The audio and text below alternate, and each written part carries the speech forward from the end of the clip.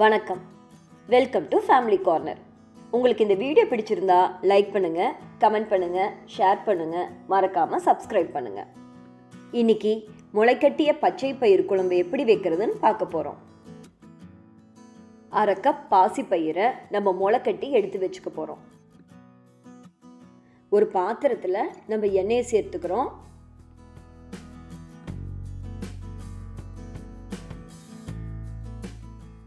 எண்ணெய் சூடானதும் அரை டீஸ்பூன் சோம்பு சேர்த்து தாளிச்சுக்கிறோம்.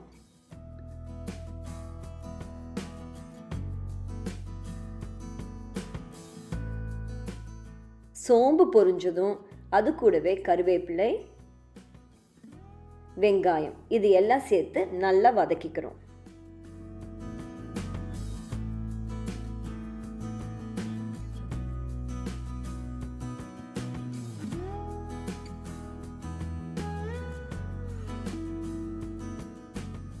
வெங்காயம் நல்லா வதங்கினதும் ஒரு டேபிள் ஸ்பூன் இஞ்சி பூண்டு விழுதை நம்ம இது கூட சேர்த்திக்கிறோம்.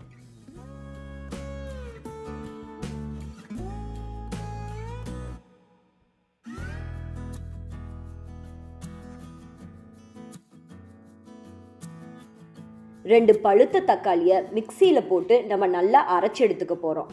அந்த விழுதையும் நம்ம இது கூட சேர்த்து நல்லா வதக்கிக்கிறோம்.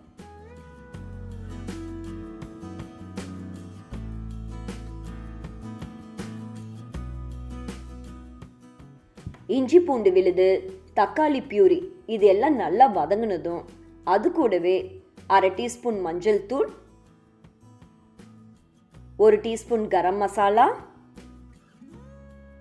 ஒரு டீஸ்பூன் மிளகாய் தூள், 1/2 டீஸ்பூன் கொத்தமல்லி தூள், தேவைக்கேற்ப உப்பு இது எல்லாம் சேர்த்து நல்லா வதக்கிக்கிறோம்.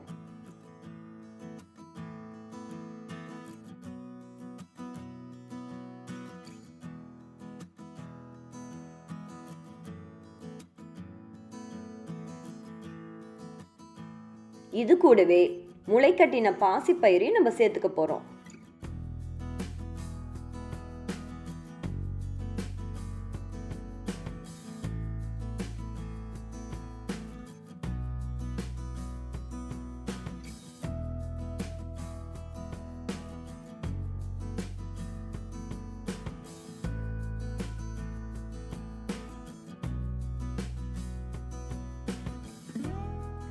பாசிப்பயிர் வதங்கினதும் அது வேகிறதுக்காக நம்ம அதில் தண்ணி சேர்த்துக்க போகிறோம்.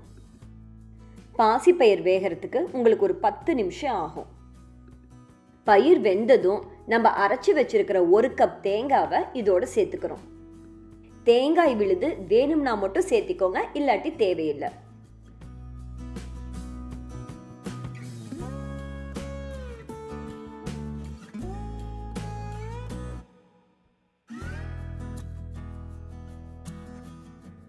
கிரேவி நல்லா கொதி வந்ததும் கொத்தமல்லி தழை தூவி நம்ம இறக்கிடலாம். இந்த கிரேவி சப்பாத்தி, தோசை, பூரி இது எல்லாத்துக்குமே ரொம்ப ரொம்ப சூப்பராக இருக்கும். மிக மிக சுவையான, எளிதான, சத்தான முளைக்கட்டிய பாசிப்பயிர் குழம்பு தயாராயிருச்சு. இது எங்கள் பெரிய நாத்தனாரோட ரெசிபி. நீங்களும் ட்ரை பண்ணி பாருங்கள். உங்களுக்கு பிடிச்சிருந்தா ஃப்ரெண்ட்ஸுக்கு ஷேர் பண்ணுங்கள், ஃபேமிலி கார்னருக்கு சப்ஸ்கிரைப் பண்ணுங்கள். நன்றி.